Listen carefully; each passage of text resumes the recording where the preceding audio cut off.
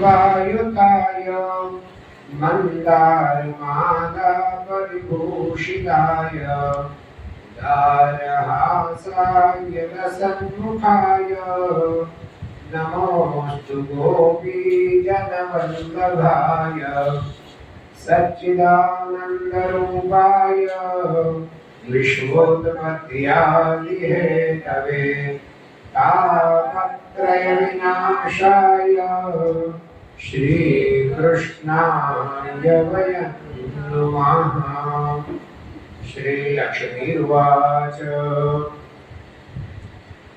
देवदेव जगन्नाथ पुरुषोत्तमरुत्पते दीनबन्धो दया सिद्धो पश्य मां पादसेविनीम् अहं दासी त्वदीयास्मि पादसंवाहने विधौ यत्र त्वं वर्तसे कान्त तत्रैवाहं वसाम्यहम्।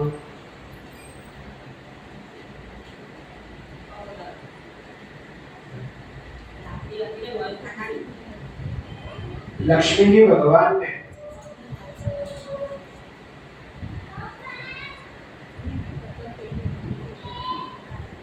કહે છે કે હે દેવોના દેવ જગન્નાથ,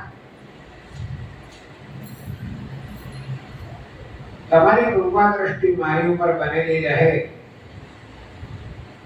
તે માટે હું આપને નમસ્કાર કરું છું।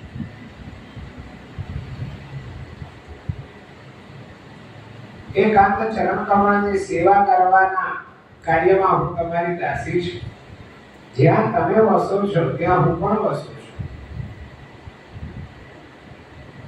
आप जन्म रहित છો છતાં જન્મ ધારણ કરો છો, ઈચ્છા રહિત છો છતાં સગુણ ઈચ્છો છો, નિર્ગુણ છો છતાં સગુણ જણાવો છો અને ગુણાતીત છો છતાં ગુણયુક્ત લાગો છો।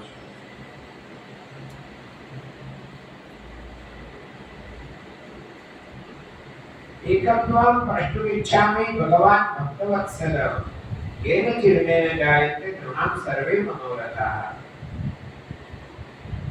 हे भक्तवत्सल भगवान,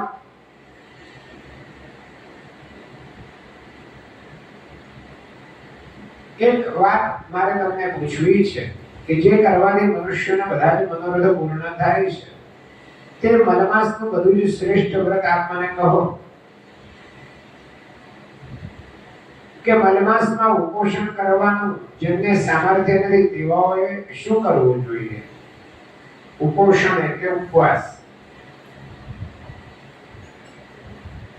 કે જેનાથી ઉપવાસ નહીં થતો હોય તેમણે શું કરવું જોઈએ તે મને કહો। ત્યારે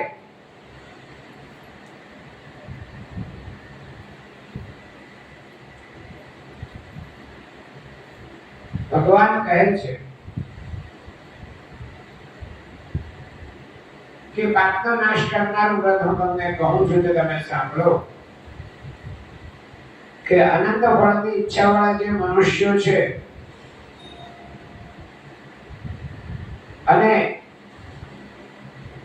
ઉપવાસ કરવાની શક્તિ નથી તેઓએ કંઈક અને જેઓ કંઈક ભક્ષણ કરી શકે છે તે લોકોએ દરરોજ મૌન ધારણ કરીને હવિષ્યનું ભોજન કરવું। સમગ્ર મહિના દરમિયાન ઉપોષણ એટલે ફક્ત દૂધ ઉપર રહેવાનું છે। એ નહીં થતું હોય તો ફળ ઉપર, પણ ફળ પર પણ નહીં રહેવાય તો કહ્યું છે કે હવિષ્યાન્ન ભોજન કરવું। હવિષ્યાન્ન એટલે બાફેલું, અને એ જ્યારે હવિષ્યાન્નનું ભોજન કરો ત્યારે મૌન રહેવું જોઈએ। અને ઉપવાસથી જે પુણ્ય મળે છે તેટલું જ ફળ મૌન વ્રત વડે ભોજન કરવાથી મળે છે। મૌન વ્રતથી મનુષ્ય બધા જ પાપોમાંથી જરૂર મુક્ત થાય છે। એકદમ ભૌતિક વાત કરી, શું કીધું કે મૌનેન સર્વ પાપેભ્યો નરમુચ્યતે સંશયઃ। મૌન રાખવાથી બધા જ પાપોમાંથી મુક્ત થાય તે તો ભૌતિક વાત જ છે ને, બોલવાથી જ બધું થાય છે। બોલો જ નહીં તો કઈ ના થાય। એટલે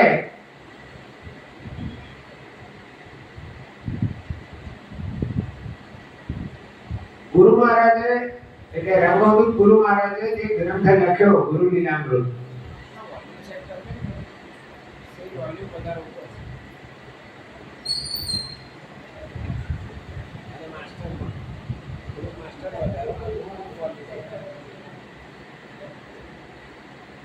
શું કહ્યું?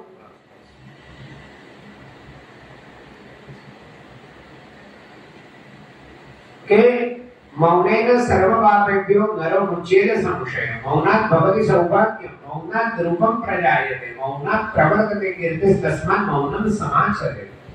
ખૂબ સરસ વાત કરી કે મૌનેન સર્વપાપેભ્યો બધા જ પાપમાંથી મુક્ત થવા માટે મૌન એ સૌથી ઉત્તમ માર્ગ છે.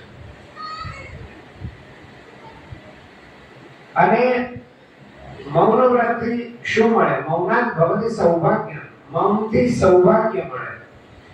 આ આગળ મેં પહેલા દિવસે પણ કીધેલું કે મૌન ખૂબ જ મહત્વનું છે કે જ્યાં વાણી રૂપું છે ત્યાં મૌન સોનું છે.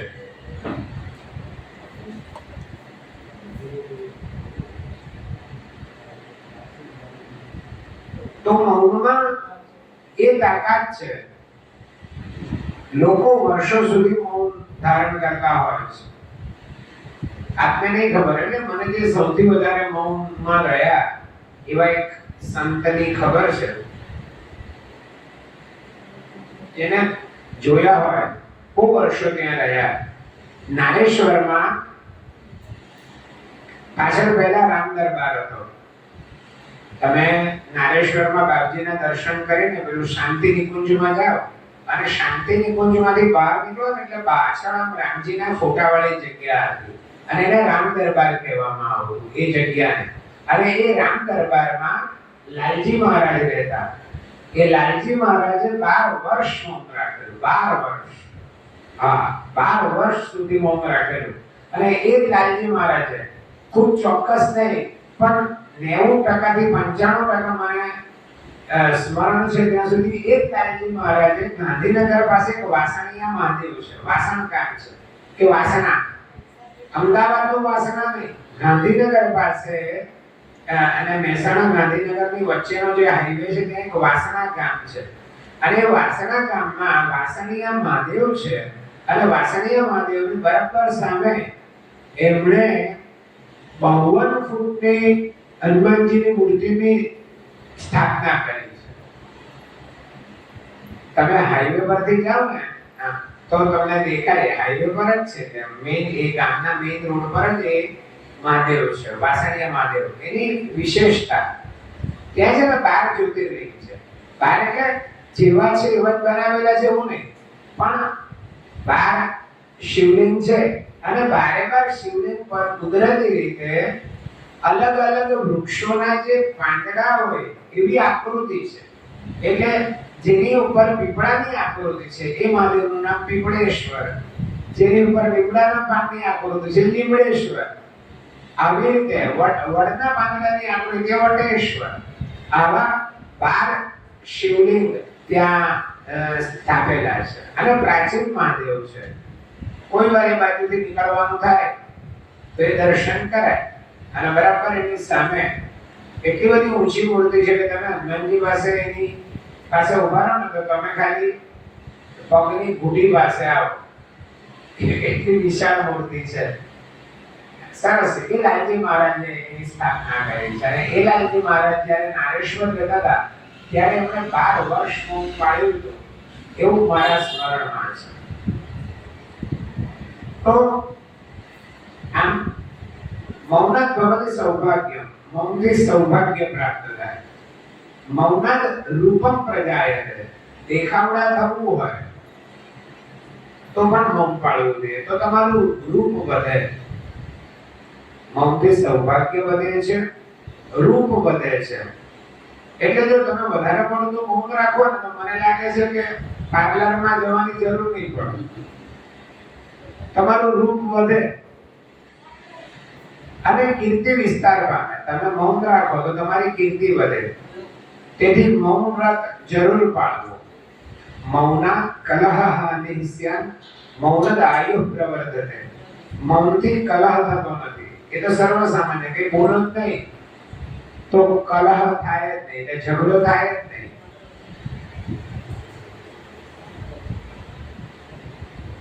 અમે લોકો વેકેશનમાં, એટલે હું તો 10 વર્ષ હોસ્ટેલમાં ભણ્યો, એટલે શરૂઆતમાં વેકેશન પડે ને એટલે જે દોસ્તાર આપણા ઘરે નહીં જવું હોય તો ઘરે ફોન કરી દેવાનો કે હું વેકેશનમાં નથી આવતો, એટલે અમે લોકો બીજા મિત્રોના ઘરે જતા રહીએ. એવા બધા ઘણા મિત્રો હતા કે વેકેશન પડે ને તો ફરતા ફરતા પછી સુરત આવી. એક ગામમાં એ મિત્રને ત્યાં બાજુમાં ઝઘડો થાય એટલે પાડોશીઓ કોઈ વાર તો લડે ને કાંડા પાડી પાડી, એવું વાક એવી રીતે ચાલતો હતો. હા, વાત યાદ આવી એટલે એકદમ યાદ આવી ગયું વર્ષો પહેલા. કારણ સામ સામે બોલ્યા ચાલી થાય એટલે લડે, એટલે એક એ બેનો તડતી હતી.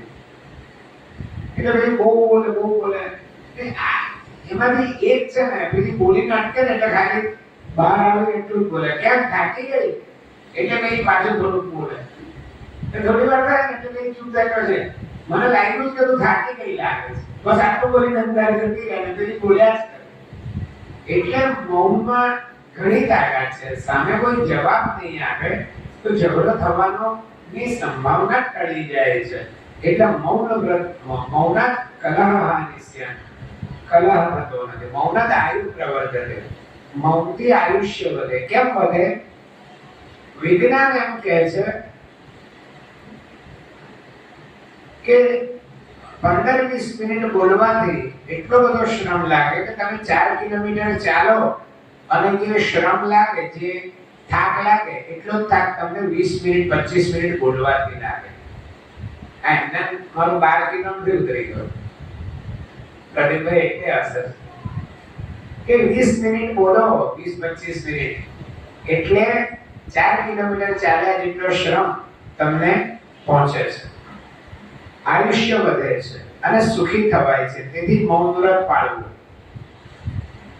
મૌન નહીં રાખી સ્નાન કરનારની શક્તિને વરુણદેવ, હોમ કરનારની લક્ષ્મીને, અગ્નિદેવ અને ભોજન કરનારના આયુષ્યનું મૃત્યુદેવ હરી લે છે. વાતમાં સમજ પડી તમને? જો તમે સ્નાન કરતી વખતે મૌન નહીં રાખો તો વરુણદેવ તમારી શક્તિ હરી લે. ત્યાર પછી હોમ કરતી વખતે બ્રાહ્મણો જે હોમ કરે ત્યારે જો એ વાત કરે, અરે મૌન નહીં રાખે તો અગ્નિદેવ તમારી લક્ષ્મીને હરી લે. અને ભોજન કરતી વખતે જો તમે મૌન નહીં રાખો તો મૃત્યુદેવ તમારા આયુષ્યને ઓછું કરે છે, હરી લે છે. તેથી એ 3 સમયમાં મૌન વ્રત પાળવું. ઉપર કહેલા 3 વિષયોમાં જે અલ્પ બુદ્ધિ વાળો મનુષ્ય મૌન વ્રત છોડી દે છે તેના આયુષ્યની, તેજ અને લક્ષ્મીને હાનિ પહોંચે છે. માટે મૌન વ્રત જરૂર ધારણ કરવું. અને ત્યારે લક્ષ્મીજી કહે છે કે જે આ તમે જે મૌન વ્રત કહો છો એ કેટલા પ્રકારનું છે અને તે કેટલા સમય સુધીનું છે તે મને કહો. ત્યારે ભગવાન કહે છે કે પાપનો નાશ કરનારું અને મને પ્રસન્ન કરનારું મૌન વ્રત 2 પ્રકારનું છે. પ્રથમ તો ભોજન સમયે અંતઃકરણમાં પ્રાણનું એકીકરણ થાય ત્યાં સુધીનું એક મૌન વ્રત છે. પહેલું સંપૂર્ણ ફળને આપનારું છે અને બીજું તેથી ન્યૂન ફળ આપનારું છે. મલમાસમાં મૌન વ્રતથી ભોજન કરનાર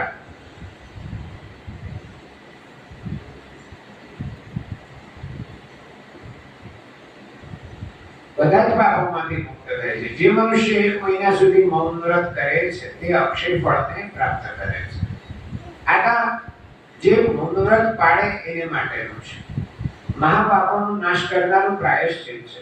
મનુષ્ય જે કાર્યની ઈચ્છા રાખે તે બધું જ કાર્ય મૌન વ્રતથી પ્રાપ્ત કરે છે. પૂર્વે નારદ મુનિએ પણ મૌન વ્રતથી અનંત જ્ઞાન પ્રાપ્ત કર્યું હતું. સત સમાગમથી, મારી કૃપા દ્રષ્ટિથી અને મૌન વ્રતના પ્રભાવથી તે દાસીપુત્રપણામાંથી મુક્ત થઈ બ્રાહ્મણ થયા.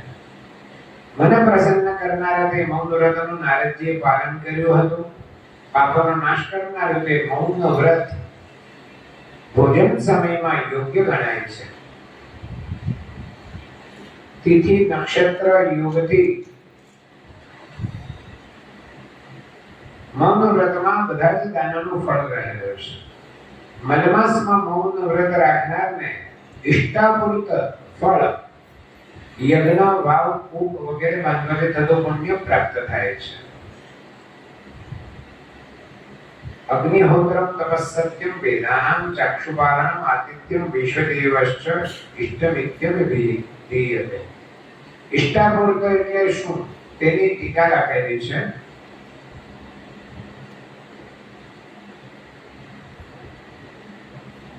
અગ્નિહોત્ર તપ.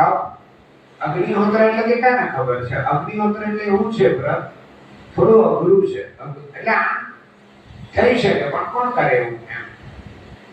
અગ્નિહોત્ર આજે બધા અગ્નિહોત્રી સરનામ હોય છે ને, અટકમાં અગ્નિહોત્રી હોય ને, એ તો પરંપરા છે, પણ એને જે પાત્રતા હોય ને ક્યારેક અગ્નિહોત્રી હોય એટલે એની સરનામ અગ્નિહોત્રી પડેલી હોય.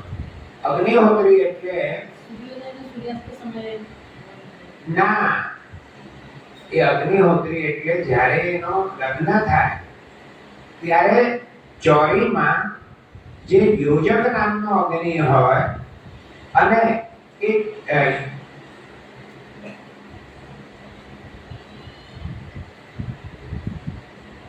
ગાર્હપત્ય એ તમે જે પેરા ભરો ને એટલે યોજક લગ્નમાં પહેલા તો કોઈ એની નથી ખબર કે પેલું અગ્નિ ખાલી ફેરા ભરવા માટે નથી. એ અગ્નિનું નામ છે યોજક અગ્નિ. એ યોજક અગ્નિની સાક્ષીમાં લગ્ન થાય. તમે કંકોત્રી વાંચો ને તો યાદ રહેતું હોય તો ઘણી બધી કંકોત્રીમાં યોજક અગ્નિની સાક્ષી મારો દીકરો અને આની દીકરીના લગ્ન એમ બધું લખેલું ને કંકોત્રીમાં સરસ સરસ શબ્દોમાં. એમાં કોઈક વાર લખેલું હોય કે યોજક અગ્નિની સાક્ષી. તો એ અગ્નિનું નામ યોજક છે. આ બધાને જાણ કે અહીંયા બેઠો એટલે મારે તમને અમુક જ્ઞાનવર્ધક વાતો કહેવી જોઈએ. આપણા ઘરોમાં જ્યારે પણ યજ્ઞ થાય ત્યારે જે યજ્ઞકુંડ બનાવવામાં આવે એ યજ્ઞકુંડમાં જે અગ્નિ સ્થાપન થાય એ દરેક વખતે દરેક પ્રસંગે અને દરેક સંસ્કારોમાં એ અગ્નિનું અલગ અલગ નામ હોય છે. વાસ્તુમાં બલવર્ધન નામના અગ્નિનું સ્થાપન થાય. સ્મશાનમાં એ ક્રવ્યાદ અગ્નિ હોય, શાંતિ કર્મ હોય તો વરદ અગ્નિ હોય, અને લગ્નમાં એવા 49 અગ્નિ છે. એમાંથી જે વિવાહમાં અગ્નિ હોય એ લગ્નની ચોરીમાં પ્રગટાવવામાં આવતા અગ્નિનું નામ છે યોજક અગ્નિ. અને એ પેરા ફરી જાય મેં થોડા દિવસ પહેલા કીધું ને કે પછી બીજે દિવસે ચતુર્થી કરવા કંસાર બીજે દિવસે ખાવાના. તો કંસાર ખવડાવવાનું જ્યારે વિધિ આવે ને ત્યારે પાછો એક અગ્નિ અલગથી પ્રગટાવવામાં આવે. એ અગ્નિને ગાર્હપત્ય અગ્નિ કહેવામાં આવે. અને એ ગાર્હપત્ય અગ્નિ ચતુર્થી કરવા કંસાર ખવાઈ જાય ને એટલે લગ્ન પૂરા થવાની અણી પર આવે. પછી જ્યારે પેલું વર કન્યા માંડવો વધાવીને જાય ને ત્યારે પેલો ગાર્હપત્ય અગ્નિ જેને અગ્નિહોત્ર સ્વીકારવાનું હોય એ પેલો ગાર્હપત્ય અગ્નિ પોતાના ઘરે લઈ જાય. ગાર્હપત્ય અગ્નિ અને તે દિવસથી શરૂ કરીને એનો મૃત્યુ થાય ત્યાં સુધી અગ્નિ પ્રજ્વલિત રાખવો પડે. આજીવન 365 દિવસ 24/7 અને એ અગ્નિની પૂજા કરવી પડે. એને અગ્નિહોત્ર કહેવાય. એ અગ્નિહોત્ર અને પછી હજી એનું પૂરું નથી થતું. એ જે ગાર્હપત્ય અગ્નિ લઈ જાય અને પછી એ અગ્નિહોત્ર જે બ્રાહ્મણ એનો અધિકાર ફક્ત બ્રાહ્મણને છે. એ બ્રાહ્મણ જ્યારે મૃત્યુ પામે ત્યારે એ જ ગાર્હપત્ય અગ્નિમાંથી પેલી દોણી લઈને જે આગળ ચાલે છે અગ્નિ મૃત્યુ પામે ત્યારે આગળ પેલો એનો દીકરો કે કોઈ એનો દીકરો કે કોઈ પણ પેલા માટલામાં અગ્નિ લઈને જાય. તો એ અગ્નિમાં એ જ અગ્નિ હોય ગાર્હપત્ય અગ્નિ. અને એની સાથે એ સ્મશાન સુધી લઈ જવામાં આવતો હોય છે. આવું આખું અગ્નિહોત્ર લેવું બહુ કઠિન છે. કારણ કે આટલા બધા આખા જીવનમાં ક્યારેક એવું આવે ને એના બધા અમુક નિયમો છે, બધા નિયમો નથી જાણતો, પણ મૂળ અગ્નિહોત્રનો જે નિયમ છે તે આ છે કે લગ્નથી લઈને મૃત્યુ પર્યંત એ અગ્નિની સેવા કરવાની અને એની સાથે એની પત્ની જોડાયેલી હોવાની છે. લગ્ન એની તૈયારી એમ એ વચ્ચેથી પેલો એકલો પડી જાય ને એની પત્ની એને સાથ નહીં આપે તો ક્યાં મેળ પડે? એટલે એ પતિ પત્નીનું ભેગું નક્કી કરેલું અને મ્યુચ્યુઅલ અન્ડરસ્ટેન્ડિંગ થી આ અગ્નિહોત્ર લેવાતું હોય છે, તો એને અગ્નિહોત્ર કહેવાય. તો અગ્નિહોત્ર, તપ, સત્ય, વૈદિક ધર્મનું પાલન, અતિથિ સત્કાર અને વૈશ્વદેવ, આ બધા વ્રતોને ઈષ્ટાપૂર્ત ફળ આપનારા વ્રતો કહેવાય છે. તેમજ વાવ, કુવા અને તળાવ વગેરે ખોદાવવા, દેવ મંદિરો બંધાવવા, અન્નદાન કરવું અને બગીચા બનાવવા, આ કામોને પૂર્ત કહેવાય છે. મૌન વ્રત પાળનારને કે સર્વ કાર્યો કરવાનું ફળ મળે છે. એટલે પેલા જે ઉપરના 8 કીધા ને એને ઈષ્ટ કહેવાય, અને આ નીચે જે બધી વસ્તુઓ બંધાવવાની વાત કરી એને પૂર્ત કહેવાય. તો આ બંને જે ભેગા થાય તો એને ઈષ્ટાપૂર્ત આવા શબ્દથી કહેવામાં આવે છે. તો ઈષ્ટાપૂર્તનું ફળ મૌન રાખવાથી પ્રાપ્ત થાય છે.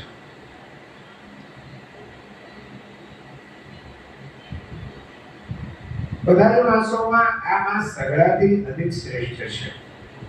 તેમાં પુણ્ય કર્મ તથા દાન આપવાથી ક્ષય ન પામી શકે એવું ફળ પ્રાપ્ત થાય છે. એક બાજુ પર અમારો આ મલમાસ, અધિક માસ અને બીજી બાજુ પર 12 વર્ષોનું અન્ન, આ એટલે 12 વર્ષ સુધી અપાતું અન્નનું દાન બંને સરખું છે. તો પછી આ માસમાં મૌન ભોજનની વાત જ છે. એક બાજુ પર પૃથ્વીનું દાન અને એક બાજુ પર મૌન વ્રત રાખી ભોજન કરવું, એટલે કે પૃથ્વીનું દાન આપવાથી જેટલું પુણ્ય મળે છે એટલું જ પુણ્ય ભોજન વખતે મૌન રાખવાથી મળે છે.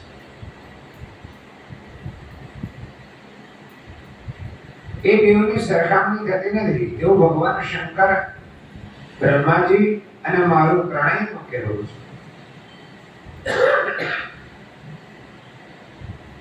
એક બાજુ પર બધા જ દાનો અને એક બાજુ પર મલમાસ, એની તુલના કરો તો મલમાસ હંમેશા મહત્વનો સાબિત થાય છે. જે મનુષ્ય મલમાસમાં સ્નાન કરે છે તે મનુષ્ય લોકમાં ધન્યવાદને પાત્ર છે. સ્નાન કરે છે એટલે નદીમાં. તેની પણ વિશેષ પુરુષોત્તમ માસમાં જે મનુષ્ય દીપદાન કરે છે એનું મહત્વ છે. તેથી પણ વધારે ધન્યવાદ મૌન વ્રત ધારીને છે એમ શાસ્ત્રવેત્તાઓએ કહ્યું છે. અને તે જન્મ સુધીમાં કરેલા પાપમાંથી મુક્ત થાય છે, એમાં સંદેહ નથી.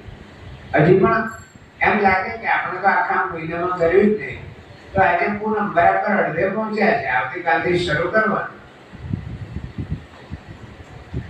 પણ બંને રાખવાનું, પતિ પત્ની બંને રાખવાનું.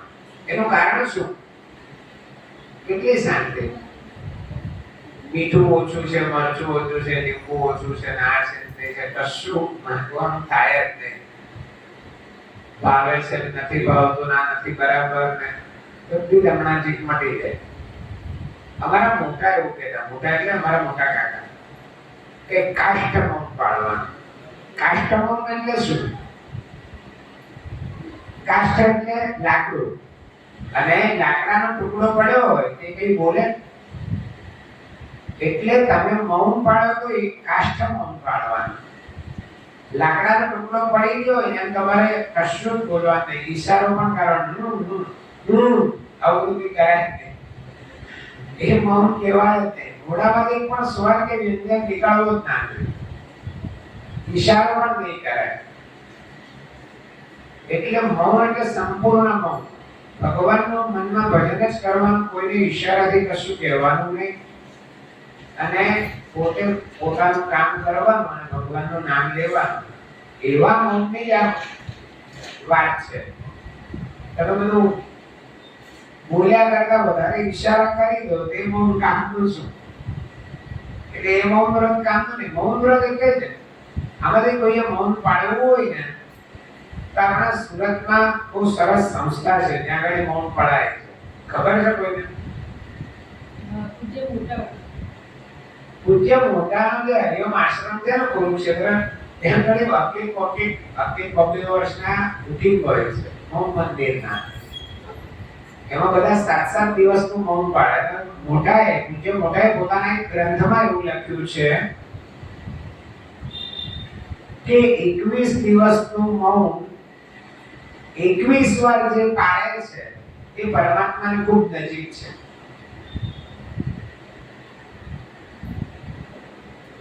એકવીસ દિવસનું મૌન 21 વાર જે પાળે છે એ પરમાત્માની ખૂબ નજીક છે એમ પૂજ્ય મોટાએ એની બધી ગુજરાતીમાં લખેલા જે બધા સાહિત્ય છે એમાં એક પુસ્તિકામાં એમણે આવું લખ્યું છે. આપણે ત્યાં જઈએ કે નહીં જઈએ, એકવાર 21 દિવસનું મૌન ઘરમાં લો પછી જુઓ તમને કેવું સ્વર્ગનું સુખ મળે છે.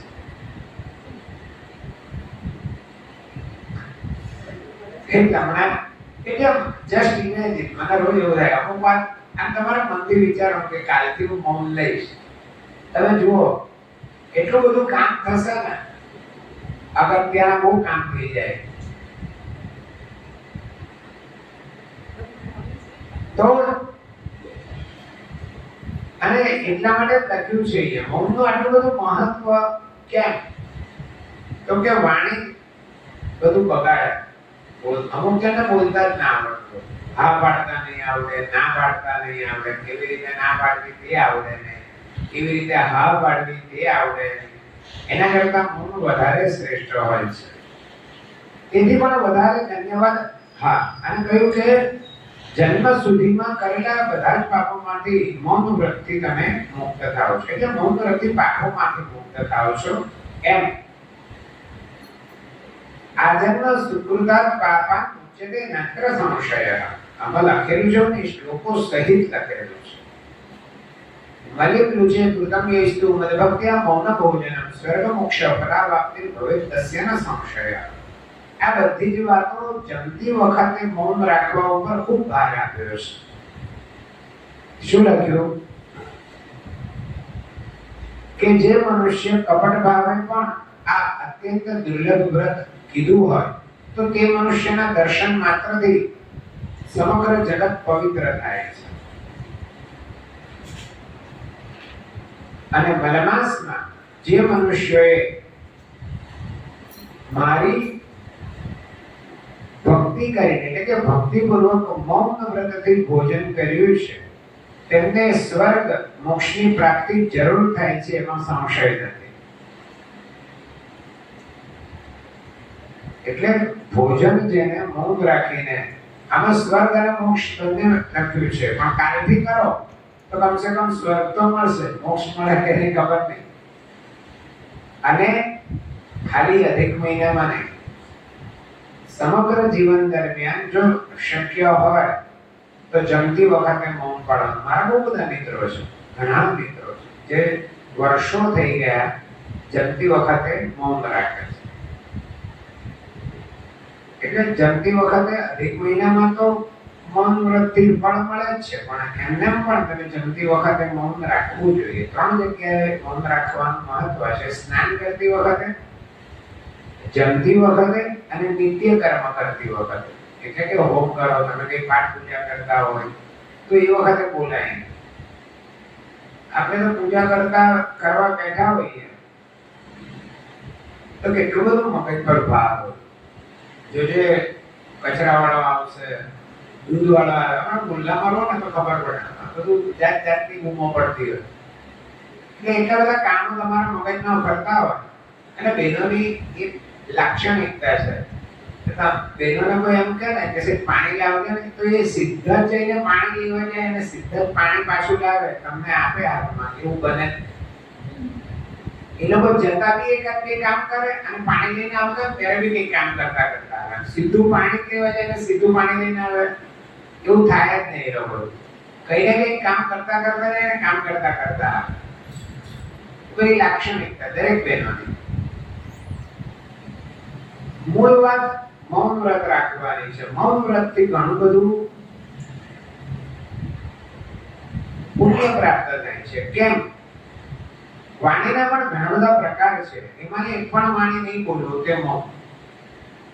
તમે ખબર જ એટલે હવે તો મને પણ વિસ્મરણ થઈ ગયું. અમે ભણતા હતા આ ધ્વનિ છે ને કોઈ પણ પ્રકાર એ રસમય ધ્વનિનો પ્રકાર આવે એના પણ 51 પ્રકાર આવે. બહુ બધું જાણવાનું. અત્યાર સુધી તો મેં તમને ખાલી ગુજરાતી સાહિત્યની જ વાત કરી.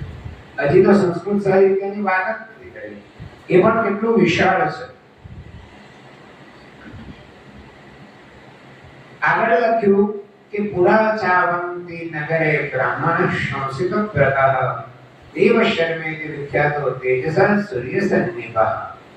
ભગવાન લક્ષ્મીજીને કહે છે કે આ વિષયમાં એક પ્રાચીન ઇતિહાસ તમને કહીશ જે સાંભળી બધા જ પાપોમાંથી મુક્ત થવાય છે. એમાં સંશય નથી. પૂર્વે અવંતી નગરમાં શ્રેષ્ઠ વ્રતધારી સૂર્ય જેવો તેજસ્વી દેવ શર્મા નામે પ્રસિદ્ધ બ્રાહ્મણ થઈ ગયો.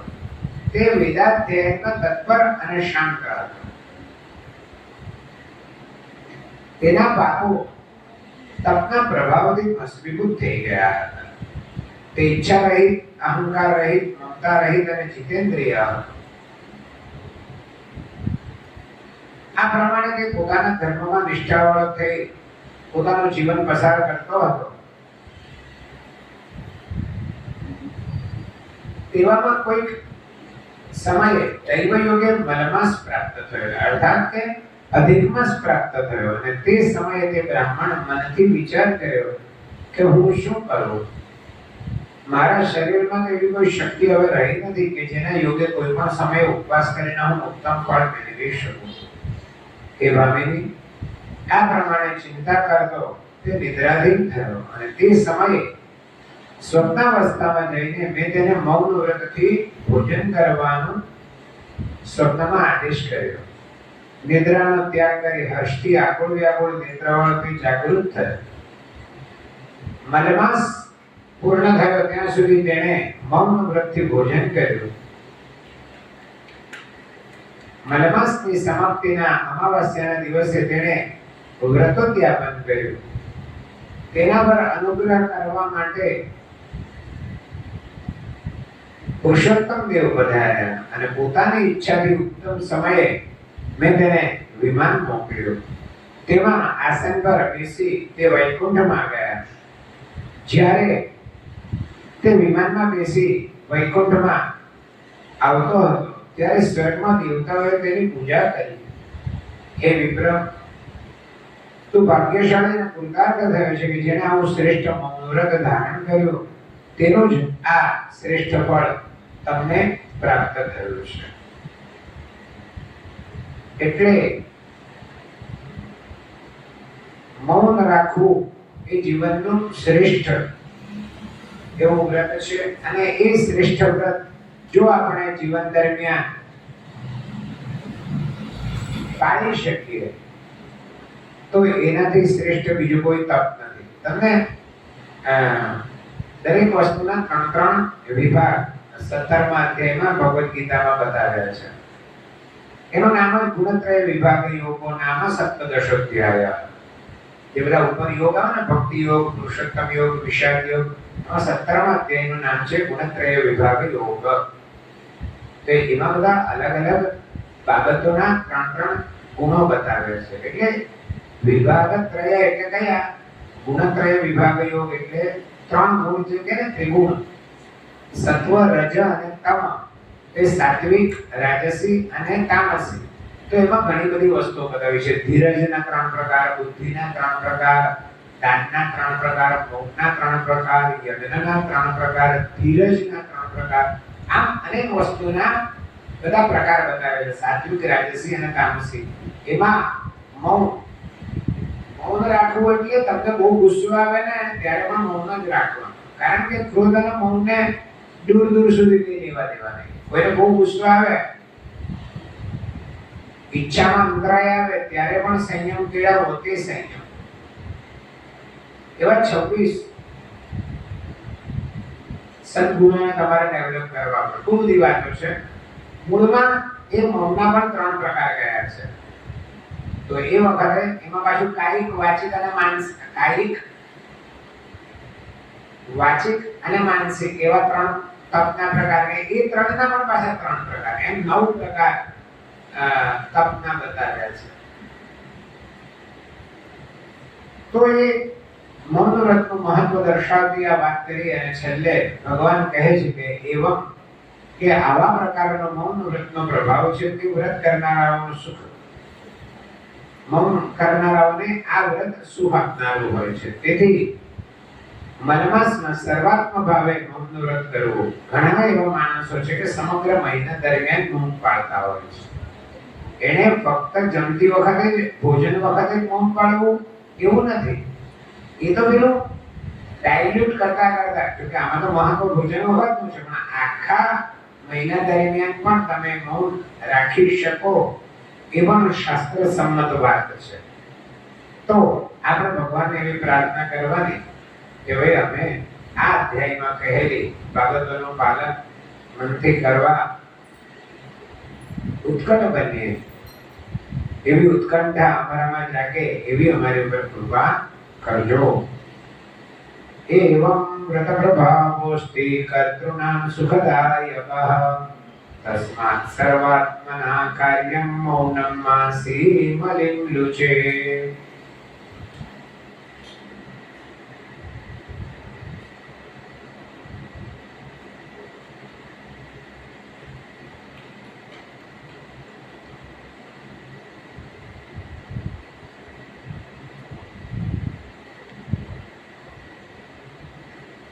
श्री लक्ष्मीर्वाच भगवान् सर्वधर्मज्ञ सर्वपापप्रणाशन गृहीत्वं पञ्चपर्वाणि सर्वभूतोपकारक.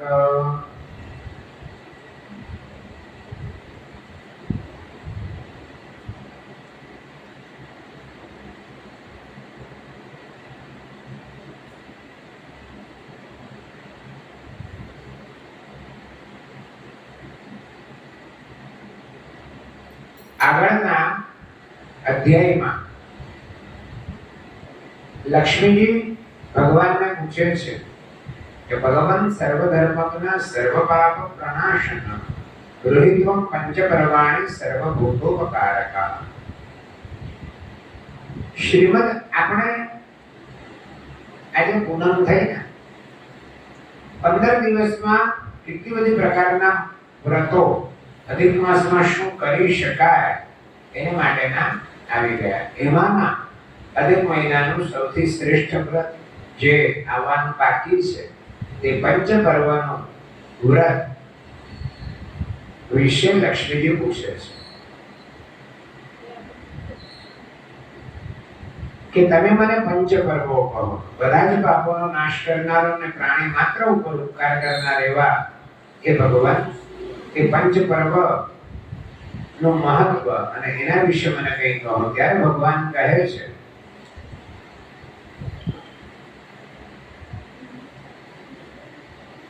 કે એટલે લક્ષ્મીજીને બહુ બધા પ્રશ્નો છે. એમાં એમ કહે છે કે કયા વ્રત વડે ધર્મની વૃદ્ધિ થાય, કેન ધર્મસ્ય વૃદ્ધિ સ્યાત, કેન પાપક્ષયો ભવેત, કેન લોકે વ્રતેનૈવ સ્થિતિ સ્વર્ગે ભવેત ધ્રુવમ તદ વિચાર્ય મહાબાહો વદસ્વ વદતાં પર. કે શેના વડે ધર્મની વૃદ્ધિ થાય, શેના વડે પાપોનો ક્ષય થાય, શેના વડે અને કયા વ્રત વડે સ્વર્ગ નું સુખ પ્રાપ્ત થાય, એ બધું મને કહો. ત્યારે ભગવાન કહે છે કે આ ભૂતલ પર પંચપર્વના જેવું વ્રત નથી, માટે એક સાંતા પ્રયત્ન વડે પંચપર્વ વ્રત કરવું જોઈએ. પંચપર્વના વ્રતથી જ ધર્મની વૃદ્ધિ થાય છે, તેના યોગે જ પાપની હાનિ થાય છે અને તેના યોગે જ સ્વર્ગની પ્રાપ્તિ થાય છે. આ સુંદર પંચપર્વ વ્રત જેણે દર વર્ષે અથવા દર મહિને આદરપૂર્વક કર્યું હોય તેને સ્વર્ગ દુર્લભ નથી.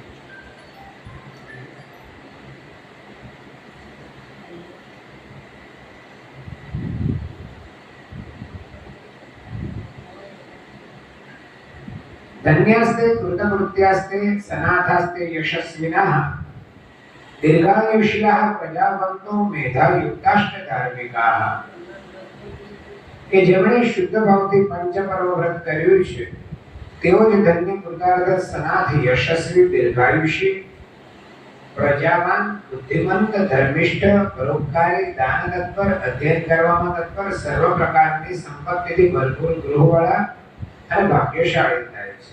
તેઓ મનુષ્યો સ્વર્ગમાં જવા માટે કટિબદ્ધ થયા છે એમ જાણો. જેમણે પંચપર્વ વ્રત કર્યું છે તેમને સ્વર્ગની ગતિ દુર્લભ નથી. જેઓ પૂર્ણ ભક્તિથી આ વ્રત કરે છે તેમની પૃથ્વી ઉપર દુર્ગતિ થતી નથી. અને એવા લક્ષ્મીજી જ્યારે ભગવતી ભગવાનને કહે છે કે એવા પર્વ સાંપ્રત કાળમાં કયા કયા છે અને કેટલા પ્રકારના છે તે મને આપ કહો. ત્યારે સુતજી શૌનકાદી મુનિઓને અને નારાયણ ભગવાન લક્ષ્મીજીને કહે છે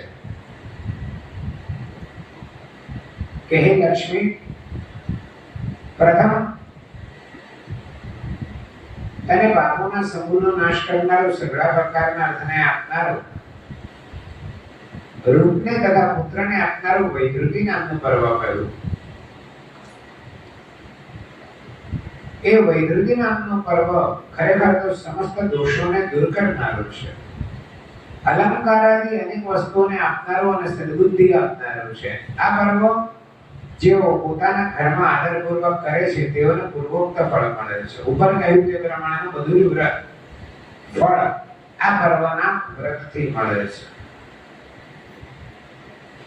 આ ભૂગોળ પર અનંત અર્થને આપનારું બીજું વ્યતિપાત નામનું પર્વ છે કે જે પર્વમાં લોકોએ સ્વલ્પ દાન કર્યું હોય છતાં તે બહુ પુણ્ય આપનારું થાય છે.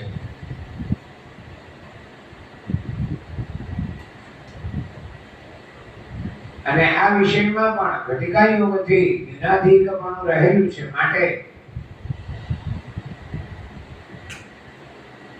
પૃથ્વી પર લોકોએ દરેક પ્રકારની સંપત્તિ આપનારો આ વ્રત નિયમિત રીતે કરવું જોઈએ.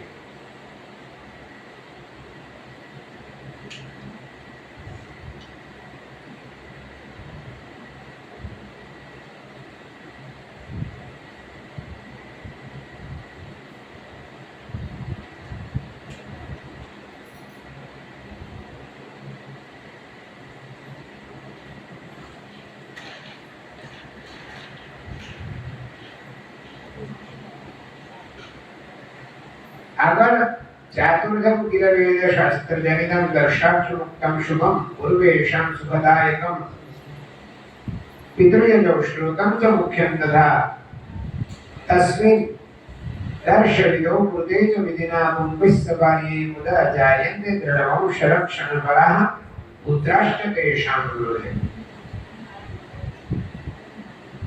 પૂર્વાચાર્યોએ ત્રીજું રાકા પર્વ એટલે કે પૂનમ કહ્યું છે. આજે જે પર્વ છે તે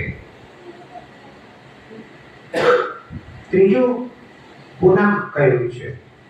જે પર્વ મનુષ્યને સુખ આપનાર, પુણ્ય આપનાર, શોભા સંપન્ન, સુંદર પુત્ર, બંધુ, ગૃહ, અશ્વ, ગાય અને હાથીને આપનારું, સૌંદર્ય આપનારું અને આયુષ્ય વૃદ્ધિ વગેરે સુખને આપનારું છે. માટે આ શુભ રાકા વ્રત, રાકા એટલે ચંદ્ર, રાકેશ નામ હોય ને રાકેશ, એમાં મૂળ શબ્દ છે રાકા. રાકાના વિષહ ઇતિ રાકેશ. રાકા એટલે ચંદ્ર. અમુક વાર છે ને અમુકનો અર્થ જ નહીં થતો હોય એવા નામ પાડી દે. એવા નામો પડાય જ નહીં, અર્થ નીકળવો જોઈએ. રાકેશ એટલે કોણ? એટલે એ નામનો છોકરો એમ નહીં કહેતા. રાકેશ એટલે સૂર્ય. રાકાના વિષ, ચંદ્રનો અધિપતિ એ સૂર્ય છે. એટલે રાકા એટલે ચંદ્ર થાય. એને રાકા વ્રત કહેવામાં આવે છે. અને રાકા એટલે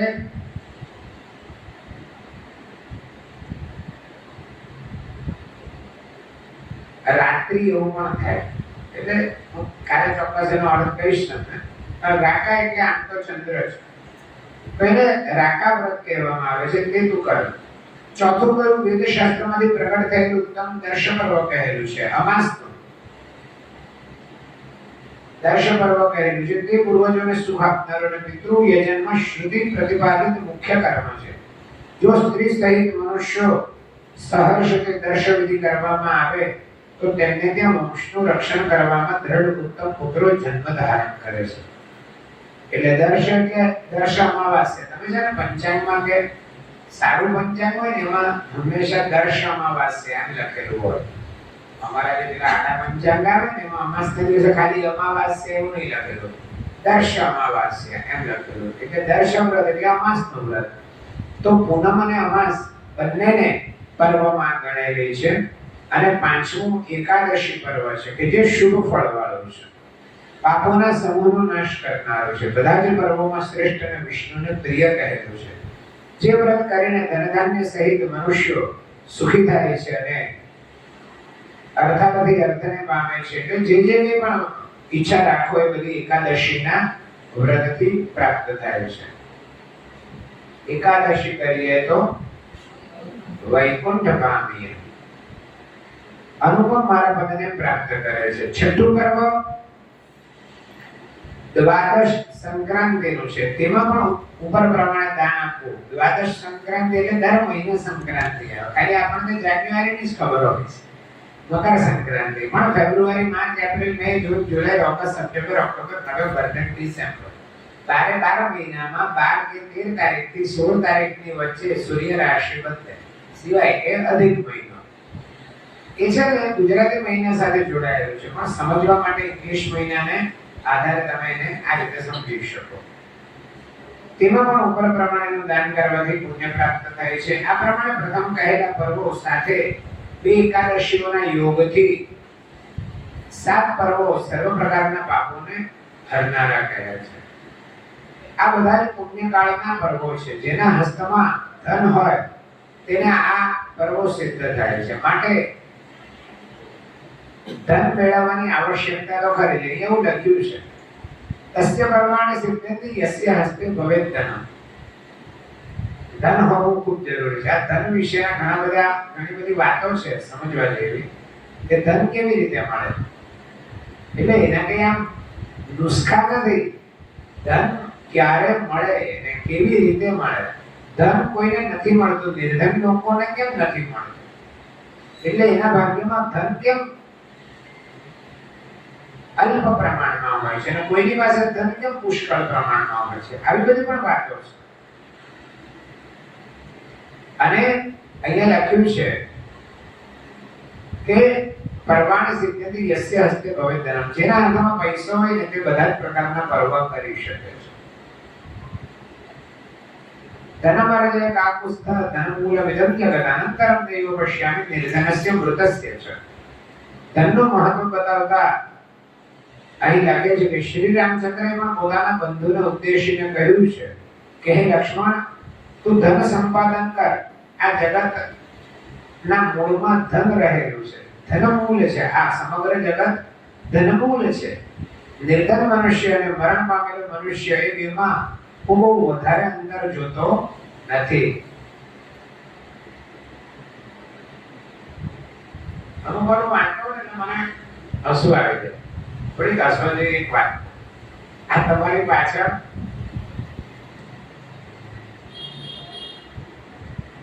આ તમારો મેઇન ગેટ છે ને ત્યાંથી આમ રૂડના તરફ નહીં જતા જમણી બાજુની ગલીમાંથી બહાર નીકળો ને એટલે એ રોડ પર આમ બધી આમ ઉપર ગોળ કમાન વાળી એક સોસાયટી છે ખબર છે ઉપર આમ ગોળ ચકડતું છે એવી સોસાયટી છે ને પાછળ જ છે એમાં એકવાર અમારે વાસ્તુ હતો વર્ષ દોઢ વર્ષ પર એની બાજુમાંથી પછી આમ મગદલ્લા જવાય એની બરાબર બાજુમાં જ એક રોડ પડે છે આમ પેલું સિલ્વર લીફ કે શું નામ છે એવું એક એપાર્ટમેન્ટ છે ત્યાં જવાય ત્યાંથી પેલું વીઆરની પાછળ પેલું કોમ્યુનિટી હોલ છે ને ત્યાં જવાય એ રસ્તો છે અને એની આ કોર્નર પર ઉપર ચકરડા વાળો ગેટ છે અને એ ગલીમાં બહુ મોટા મોટા પ્લોટ ના એટલે બહુ મોટા વિશાળ બંગલાઓ છે એટલે અમે ત્યાં વાસ્તુ કરવા ગਏ બ્રાહ્મણો કેવા વ્યુત્પન્ન ના હોય એટલે મારાથી બધા નાના છે છોકરાઓને કીધું પેલા એ તો કેટલા મોટા મોટા રહ્યા પગલામાં રહેતા કેટલા જણા આવશે તો કે કોઈ રહે નહીં 4 જણા માંડ હોય એટલે એમાં એક છે મિત્ર નાનો છે ઉંમરમાં એને તરત કીધું કે તમને ખબર નથી તમે એમ કે તમે બહુ સારી રીતે બધી જગ્યાઓને જાણો છો એટલે મેં કીધું ના ભાઈ હું તો પહેલી જ વાર આવ્યો તો કે ના એમ કે કથામાં ખબર છે પેલું આવે છે કે કઠિયારો ધનવાન લોકો રહેતા હતા ત્યાં લાકડાનો ભારો વેચવા ગયેલા તે ઇન્ડિયન એક્ટ સોસાયટીમાં આવેલા એ કઠિયારો આ સોસાયટીમાં લાકડા વેચવા આવેલા અને પછી જે ધન મેળવ્યું એમાંથી એને કથા કરી મને બહુ હસવું આવેલું એટલે કહેવાનું તાત્પર્ય એવું છે कि धन होना खूब जरूरी है। पैसा खुदा नहीं है पर खुदा से कम भी नहीं है। पैसा खुदा नहीं है पर खुदा से कम भी नहीं है। मैं गईकाले मारे ग्रुप में लख्યું કે ભાઈ પૈસા વગર હવે શ્વાસ પણ લેવાતા નથી અને શ્વાસ અને પૈસામાં પૈસા વધારે કિંમતી છે કારણ કે પૈસા વગર શ્વાસ બી લેવાય બાકી શ્વાસ પણ નહીં લેવાય વેન્ટિલેટરનું ભાડું ચૂકવો તો શ્વાસ ચાલે ને કે વેન્ટિલેટર કોઈ ચડાવતું નથી એટલે અગત્યની વસ્તુ અહીંયા ગ્રંથમાં પણ લખ્યું છે તો ધન મેળવવા માટે સતત પ્રયત્ન કરવો જોઈએ। આ પ્રમાણે રણભૂમિમાં મૂર્છા પામેલા કનિષ્ઠ બંધુ લક્ષ્મણને રામચંદ્રજીએ બોધ આપ્યો હતો અને લક્ષ્મણજીએ પણ તે સત્ય માન્યું કે સ્વર્ગ મૃત્યુ પાતાળ એ ત્રણેય લોકોમાં ધન એ જ શ્રેષ્ઠ છે। ધનેનૈવ ધનેન ધાર્યતે ધર્મો ધનેન ધાર્યતે વપુઃ ધનેનૈવ વ્રતાનિ સ્યુઃ તસ્માत् શ્રેષ્ઠં ધનં સ્મૃતં। ધનનું મહત્વ ગ્રંથોમાં પણ બતાવ્યું છે। ધન વડે ધર્મ ટકાવી શકાય છે, ધનથી શરીર ધારણ કરી શકાય છે, ધન વડે જ વ્રત વગેરે થઈ શકે છે, માટે ધન એ જ શ્રેષ્ઠ છે। તમે ધન મેળવવા માટે સૌથી પહેલા એટલે બહુ નાનું સુભાષિત છે હું ફટાફટ તમને સમજાવી દઉં જલ્દી। વિદ્યા દદાતિ વિનયમ વિદ્યા વિનયા વિદ્યા દદાતિ વિનયમ વિનયાતિ યાતિ પાત્રતા વિનયથી પાત્રતા આવે પાત્રત્વ ધનમ આપનોતિ તમારામાં પાત્રતા હોય એટલું તમને ધન મળે। તમે એસએસસી માં જો તમારા ભાગ્યમાં ધન લખેલું હોય અને તમે બહુ જોરદાર વ્યવસાય કરો તો પાછું ધન મળે। એટલે વિદ્યા વિનયને આપે વિનયથી તમારામાં પાત્રતા આવે પાત્રત્વ ધનમ આપનોતિ તમારી જેટલી પાત્રતા હોય એટલું તમને ધન મળે। ધનાત ધર્મ ધનથી ધર્મ થાય ધર્મ એટલે પૂજા પાઠ નહીં ધર્મ એટલે ઓન ડ્યુટી તમારી દરેક ઉંમરના તબક્કા પ્રમાણે જે જે ફરજો છે એને ધર્મ કહેવાય। એ તમારો ધર્મ છે। આપણે કોઈ વાર તમે બોલો કે ખબર નહીં કે ભાઈ આ વખતે તારો ધર્મ શું હતો તારે શું કરવું જોઈએ એ જે કરવા જેવું છે કરવું પડતી ફરજો છે એને ધર્મ કહેવાય। એટલે ધનાત ધર્મ દાખલા તરીકે પૈસા નહીં હોય તો પરણી શકે નહીં પરણે બરાબર। ધનાત ધર્મ લગ્ન થાય એટલે સંતાન થાય સંતાનનો જન્મ થાય એટલે હોસ્પિટલનો ખર્ચો કાઢવો પડે પછી મોટો થાય એટલે ભણવામાં ડોનેશન ભરવું પડે ને ફી ભરવી પડે એમ કરતા કરતા આખું જીવન ધન જોઈએ। ધનાત ધર્મ ધન હોય તો તમે તમારી ફરજો બજાવી શકો। ધનાત ધર્મ અને તટસ્થ તમારા જીવનમાં ઈચ્છેલી તમામ ઈચ્છાઓ અને તમામ ફરજો પૂરી થાય ને પછી તમને સુખ પ્રાપ્ત થાય। આપણે કહીએ કોઈ છોકરો ભણી ગયો એને ઘર અપાવી દીધું એના છોકરાને એડમિશન મળી ગયું બસ હવે આપણે સુખ એમ કહીએ તો બધી જવાબદારીઓ પૂરી એમ બધી ફરજો પૂરી થઈ ગઈ હવે સુખ। પણ હવે જે સુખ છે એ મેળવવા માટે મૂળમાં શું કરવું પડે ભણવું પડે। વિદ્યા મૂળમાં વિદ્યા છે એટલે ભણ્યા હોય તો જ વિનય પાત્રતા ધન ધર્મ અને સુખ આ બધું ભણવા અભ્યાસમાં છુપાયેલું છે। આ વાત તમે ધ્યાનથી સાંભળી તો તમારા ઘરના પેલા નાના બાળકોને કહેજો આ વાત આજે જઈને આજે નહીં તો કાલે સવારે કે ભાઈ જો ભણવું તો પડે તો તમને આ મળે એવું યાદ રાખજો। ફરીથી એકવાર કહેજો એટલે તમને કેવા કામ લાગે। વિદ્યા દદાતિ વિનયમ વિદ્યાથી વિનય આવે છે વિનયથી પાત્રતા આવે। તમે ભણ્યા બહુ હોય તો બધું પિક્ચરમાં સારું લાગે પેલો બધી બહુ મહેનતથી આટલો એટીટ્યુડ મેળવ્યો છે, તમને તમારી નોકરી મુબારક ને મને મારો એટીટ્યુડ મુબારક. યાદ આવ્યું? થ્રી ઇડિયટમાં કહે છે ને એ બધું એમાં સારું લાગે. વિવેક તો રાખવો જ પડે તો જ નોકરી મળે. બધી હોશિયારીઓ કરવા જાય તો પેલા ગાડી મૂકે. બરાબર? એટલે વિવેક, તમારામાં જેટલો વિવેક હોય ને એટલું તમને ધન મળે. જગત ધર્મ, ધનથી ધર્મ થાય એટલે ફરજો બજાવે અને તથા સુખ અને ત્યાર પછી સુખ. એટલે સાચું સુખ અથવા તો ખરેખર દેખાતું સુખ મેળવવું હોય તો મૂળમાં ભણવું પડે તો તમને ધન પ્રાપ્ત થાય. આગળ કહ્યું કે જે સ્વલ્પ ધર્મમાં જો શ્રેષ્ઠ પર્વ સમયે ધર્માત્મા મનુષ્ય સત્પાત્રને અર્પણ કરે તો તેના પર હું પ્રસન્ન થાઉં છું. ફક્ત ધનવાન થવાથી ફાયદો નથી. ધનવાન થયા પછી તમારે દાન કરવાનું છે. તત્તનમ સ્વલ્પમપી ચ સત્પાત્રે પર્વયોગતઃ યશ્ચાર ભયતિ ધર્માત્મા તસ્મૈ દુષ્ટો ભવામ્યઃ. શું કહ્યું કે સ્વલ્પ પણ ધન જો શ્રેષ્ઠ પર્વ સમયે ધર્માત્મા મનુષ્ય સત્પાત્રને અર્પણ કરે છે દાનના સ્વરૂપે તો તેના પર હું પ્રસન્ન થાઉં છું. પર્વ સમયે જે મનુષ્ય સુવર્ણ, રૂપુ અથવા તાંબુ દાનમાં આપે તેના પર હું પ્રસન્ન થાઉં છું. એટલે સુવર્ણ દાનનું મહત્વ છે ને ઘણા બધા કારણોસર છે. ખાલી ઘણાને એમ થાય કે ભાઈ આ બ્રાહ્મણોએ ઉપજાવી કાઢેલું છે, એવું નથી. શ્રેષ્ઠ વસ્તુનું દાન કરવા માટે જો પણ એટલે સુવર્ણમ રજતમ વાપી તામ્રમ વાપી જનેશ્વરી પર્વકાલે ચયોદય તસ્મૈ તુષ્ટો ભવામ્યઃ. કે જે સોનું, ચાંદી અને તાંબુ આવી બધી કિંમતી ધાતુઓ દાનમાં આપે છે એની પર હું પ્રસન્ન થાઉં છું. ભગવાને કહ્યું અત્યારનો સમય અલગ છે, બહુ વ્યવહારિક છે કે ના આપી શકાય, પણ જે વાત છે તે તે રીતે બૌદ્ધિક રીતે સમજી શકાય. એકદમ થોડું હાસ્યાસ્પદ છે પણ સમજવા માટે સારું છે કે ભાઈ સુવર્ણ દાન ભગવાનને પણ કનક દક્ષિણા કીધી છે. ભગવાનને રૂપિયા નથી અર્પણ કરવાના, સોનું અર્પણ કરવાનું. હવે જે પેલું પૂરું થાય એટલે કોઈ પણ મોટા યજ્ઞમાં સોનું અર્પણ કરવાનું. કેમ? તો કે સૌથી શુદ્ધ ધાતુ હોય ને તો એ સોનું છે. યજ્ઞમાં સુવર્ણ યજ્ઞ એટલે કોઈ પણ યજ્ઞ હોય ને મોટો એમાં સુવર્ણની આહુતિનો ક્રમ છે. સુવર્ણની આહુતિ આપવી પડે. અને એ કોઈ વાર તમારા કારણે યજ્ઞ હોય ને તો સુવર્ણની આહુતિ આપજો. ભલે એક કચ્ચર તો એક કચ્ચર, 1 ગ્રામ તો 1 ગ્રામ પણ આપજો. પછી જોજો એ વર્ષમાં કેટલું સોનું આવે છે. ટૂંકમાં આખાથી 4 ગણું તો આવે. 1 ગ્રામ આપો એટલે 4 ગ્રામ એ વર્ષે તમારા ઘરમાં સોનું આવે ને આવે. એમાં જરાય શંકા નથી. એટલે તમે ગમે ત્યારે ભવિષ્યમાં વાસ્તુ કરો વ્યવસ્થિત પેલું. અને તો ખાસ કરીને કુંડ બનાવો તો શું નાની આવો દેવાય. પેલું પતરાનો કુંડ લઈ આવો બજારમાંથી, એમાં નહીં. વ્યવસ્થિત સશાસ્ત્ર યજ્ઞ કરો ને પેલું ખાસ કરીને, એટલે ખાડો પાડીને કુંડ કરવો પડે. અને એવો કુંડ હોય ને એવો મોટો યજ્ઞ હોય ત્યારે સુવર્ણની આહુતિનું મહત્વ બતાવ્યું છે.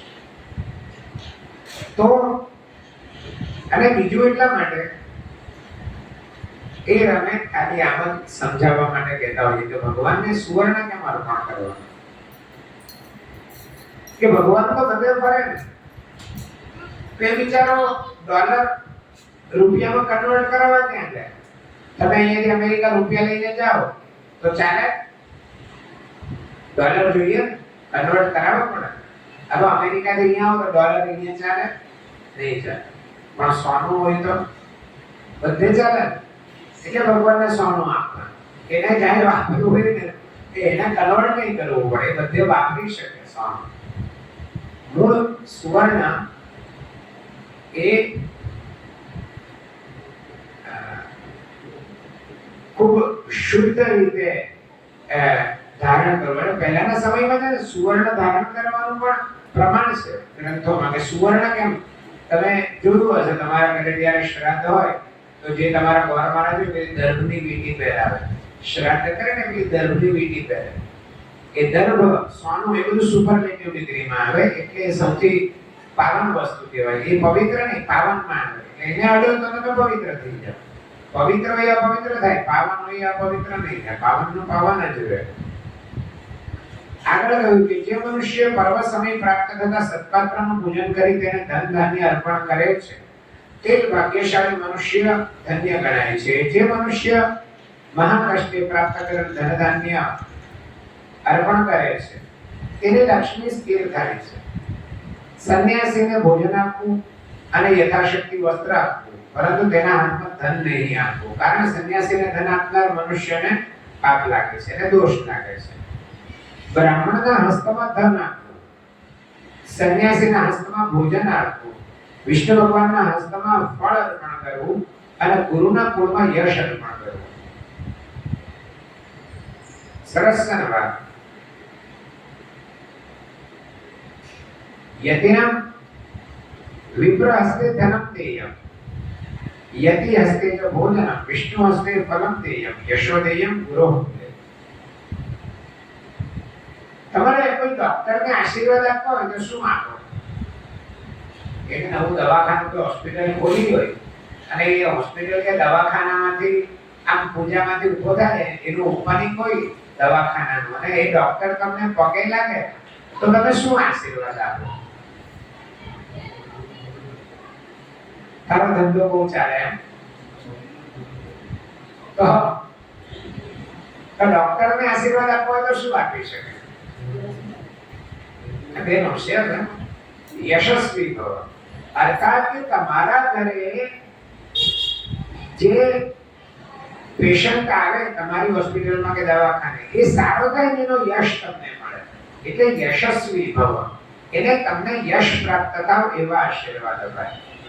અને એ જ વાત અહીંયા છે કે ગુરુના કુળમાં યશ આપવો, બ્રાહ્મણના હાથમાં ધન આપવું, યતિ હસ્તે સંન્યાસીને ભોજન કરાવવું, વિષ્ણુના હાથમાં ફળ આપવું અને યશો દેયમ ગુરોઃ, ગુરુના કુળને યશ આપવો. ગુરુના કુળ વિશે જોજો સાંભળજો.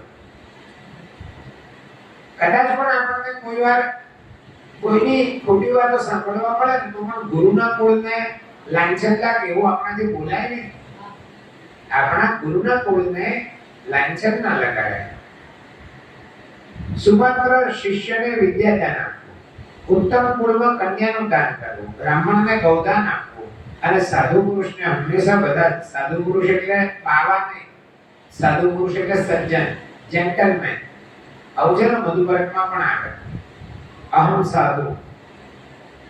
તો સાધુ પુરુષને હંમેશા સઘળા દાનો આપવા.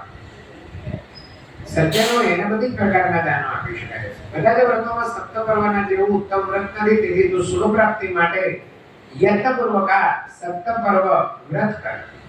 મારા સ્વરૂપોના જેવા આ 7 પર્વો છે જે પર્વોમાં સ્નાન અને દાન કરવાથી બધા જ પાપોમાંથી મુક્ત થવાય છે. આ પ્રમાણે જ્યારે પર્વ પ્રાપ્ત થાય ત્યારે બ્રાહ્મણને સુવર્ણ આપવું, તે સુવર્ણના પુણ્યના પ્રભાવે સર્વ પ્રકારનું સુખ પ્રાપ્ત થાય છે.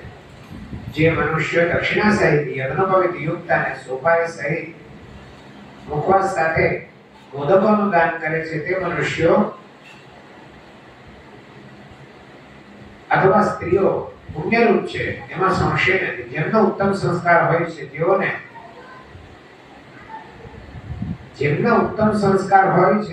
જ દાન કરવાથી બુદ્ધિ ઉત્પન્ન થાય છે. વૈદુર્ય નામના પર્વમાં જે મનુષ્ય કપાસ, લવણ એટલે મીઠું, કપાસ એટલે કપાસિયા નહીં, કપાસ એટલે સુતરાઉ કાપડ પણ તમે આપી શકો. કપાસિયા તો બજારમાં મળતા જ નથી પણ એ લીધું છે. કારપાસ એટલે કપાસ, લવણ એટલે મીઠું, મધ, વસ્ત્ર, ધાન્ય, દ્રવ્ય એટલે ધન વગેરેનું દાન આપે છે તે દાન બહુ પુણ્યને આપનારું થાય છે.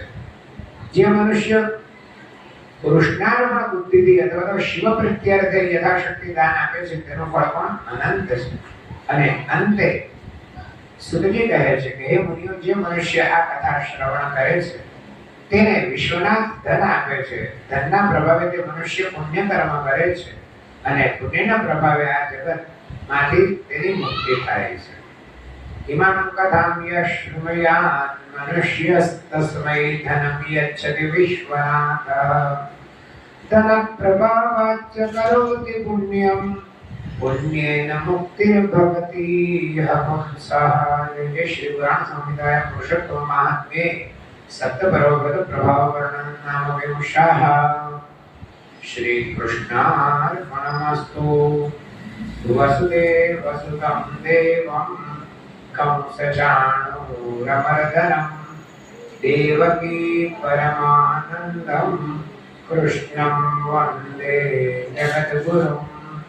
आपदामपहर्तारं दातारं सर्वसम्पदां लोकाभिरामं श्रीरामं भूयो भूयो नमाम्यहम्। श्री गोवर्धन नाथ की जय।